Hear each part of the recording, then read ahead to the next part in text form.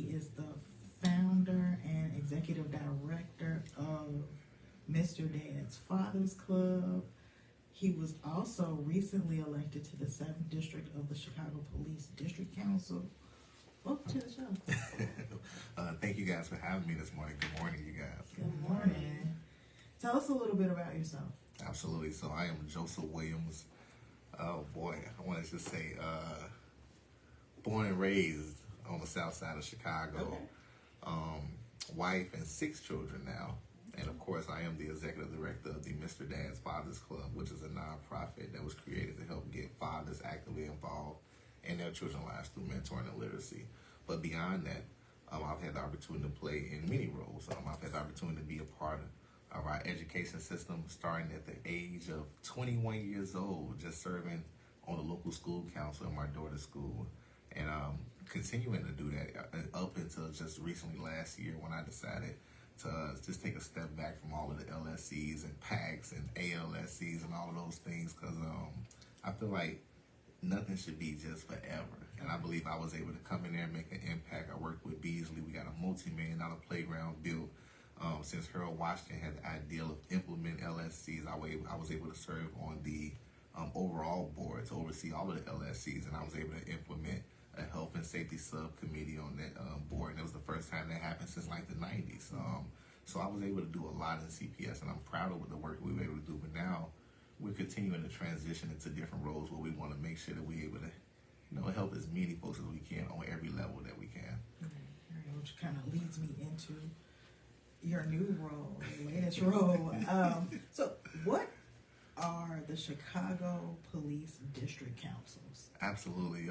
That is a great question, right? So Chicago Police District Councils are members from the community, right? You have 3 members that would serve at all 22 police districts. So you got 22 police districts. Each district will have 3 members serving.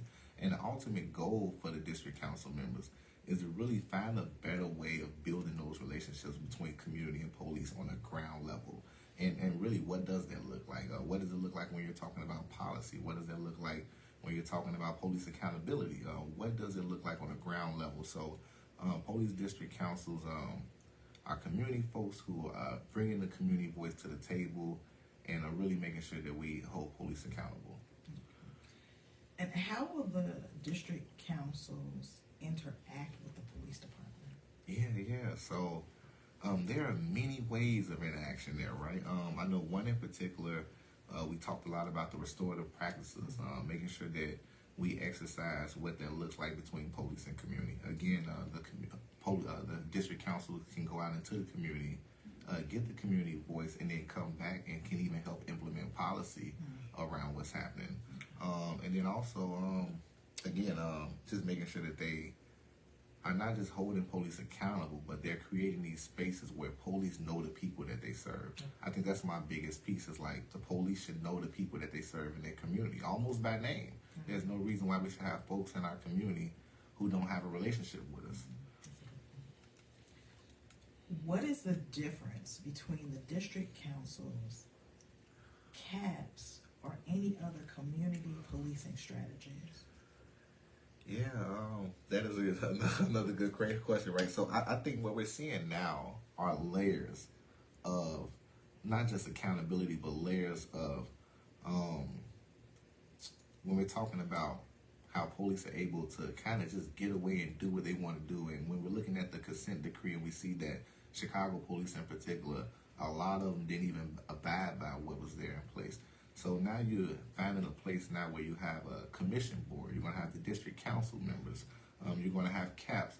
And a lot of them honestly work right within each other and work together. But I tell you, the difference between CAPS to me is that it's directly from within the police department. And now they're branching out, doing very similar things, trying to build relationships in the community, going to hotspot areas to try to help maybe decrease some of the crime happening. So CAPS is more one of those groups that's like coming from the inside of the police station, but still trying to be community engaged with the community. And I think when I look at district council members, it's more coming directly from the community and now coming into a place where we kind of hold the power to be able to almost show what it should look like. We're not just taking it from the inside out. We're coming from the outside and say, this is what we want to bring into the inside, and this is what we want to do with you guys. How did the district councils even come about? Yeah, so you know what? There was I want to say ECPS. There was a campaign that was led back in July of 2021.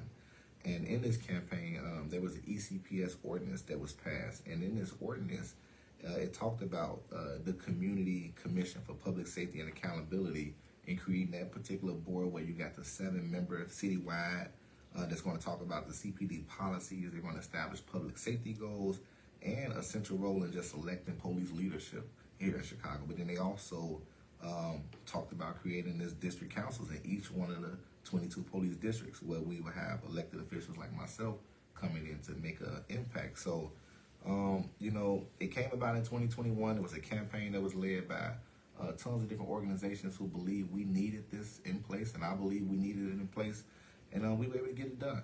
The ordinance was passed, and now we see more layers of police accountability happening now, from the commission board down to the district councils, and going all the way up, you know. So why did you want to run for the 7th District Council? I think for me, myself, honestly, looking at the work that I do already, right? Just last year in December, I did a coat giveaway on behalf of the organization, and I went to the 5th District, the 6th District, and the 7th District police stations. And police didn't have to do anything. All they had to do was show up, right? So I went over to these different communities, and I brought a couple thousand coats to each community that I went to, from Inglewood, Auburn, Gresham, and Roseland area. And I reached out to each one of the captain departments, hey, and you guys can just come out to support. And the goal for me was just to show community, with everybody on a united front, with community organizations, businesses, and police coming out there giving back to the community. You know, you didn't have to do anything but just show up, but I wanted the image of folks seeing a united front. So for me, it's like doing the work already. So when I ran for this position, it wasn't just like, let's get a position. We got a new seat at the table. Let's come on in here. Let's just get a seat. Folks really have to understand not only the power that's going to be behind this position, but what's possible. I tell folks all the time that now that I'm, you know, doing this, I say, man, we're going to take this position to another level that people have never seen before, because my mind is racing at what we can do right now here. I'm thinking about not just the relationships that we built throughout time, but I'm thinking about, man, I think this can be a position that we can take to a new level to not only educate folks in our community about the power that they have, but again, really finding those ways to build relationships. So for me I'm running because when I think about my organization, I would love to see what that looks like when police come to schools and read books to children. I would love to see what it looks like when we're talking about the police knowing who they serve in their community. Police being more intentional when they're on crime scenes and making sure that we ain't just laughing in huddles and just talking while someone's out here dead on the street. Being more considerable of families and folks that are out there and taking their job a little bit more serious. So I think overall, and then, you know, we got to talk about some of the work that they do. When I'm in Inglewood and I'm looking at the 7th District Police Station, in that particular district, they do Spanish with seniors. They've come out to almost all of our community events to support. So there is things happening within the station, but we want to make sure folks know what's happening, but also folks bring ideas to the table to continue to create even better opportunities for the community and police to work together. How does your work in the community assist you in being a member of the district councils? You know, and again, the work in the community, it helps. Even while running for the seat, so many folks would come into the polls and knew who I was already because of the work, right? I've been on the front lines as an activist. I've been on the front line as a community organizer. I've been on the front lines as a nonprofit organization, and as an LSC member, whatever you want to call it. We've continued to build. I think the best thing about myself and what I love about it is that I'm not just jumping in because, again, it's a seat, or just jumping in to run for a different level type seat. I love starting from scratch. I love starting from the bottom and building my way up. So for me, we've done LSCs and we've made an impact there.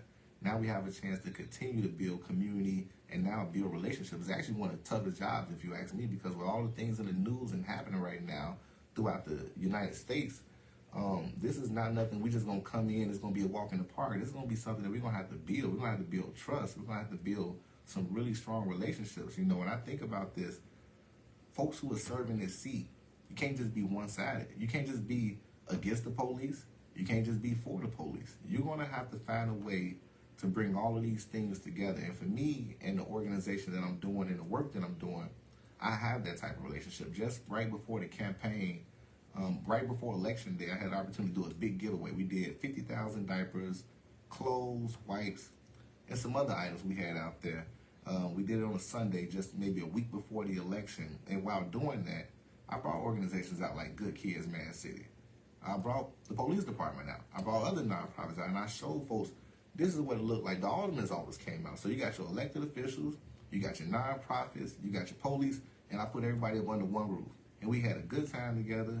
We gave back to the community, and this is what it's supposed to look like. This is what this seat's supposed to look like. If you're not doing this and you just protesting police all day, you're in the wrong role. If you're just sitting here and you just for the police and everything that they're gonna do, you're in the wrong role. You gotta find a way to bring folks together. So I'm excited about it. I have a lot of innovative ideas running through my mind that I'm ready to just let out there and start doing the work. I'm honestly just ready to start and get out here on the ground and start doing work. But again, you need folks who are connected to the community, who can walk down that block.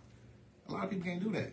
I can go almost anywhere in Inglewood, no matter where it's at, no matter any gang you want to call, and they gonna know me. And I'm gonna be able to go right down there and they're gonna have a relationship. Just this morning, I had young brothers, as I was going by the house, they say, Joe, we heard you wanted a seat over there, this and that. I said, yeah, they just kept shaking my hand and was so excited. But these are guys who they would consider to be high-risk individuals.